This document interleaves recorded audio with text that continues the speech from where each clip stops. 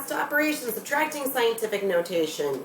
Once again, just like with adding, you're going to subtract your first factors, and then your second factors have to be of the same power. So right now I have 10 to the negative third and 10 to the negative fourth, so I need to adjust one of those.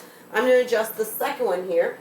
So once again, if I think about 6.5 times 10 to the negative fourth, I don't want to change its value, so if I multiply this by 1, it's the same thing, but I can look at that as 10 over 10.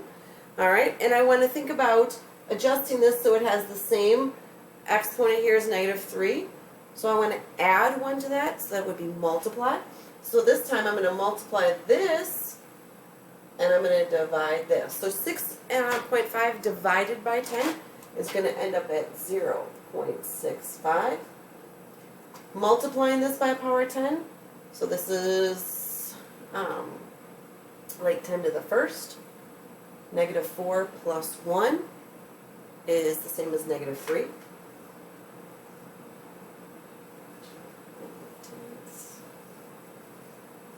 So now I have my powers the same, so I can look and subtract my first factors.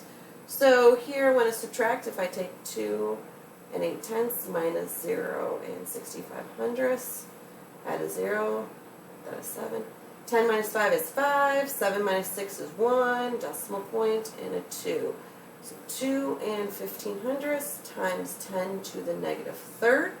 Once again, I want to make sure that I'm looking at this, is it written correctly in scientific notation. My first factor has to be equal to 1 or greater and less than 10, which it is, and I have to have a power of 10, which I do have, so this is our final answer.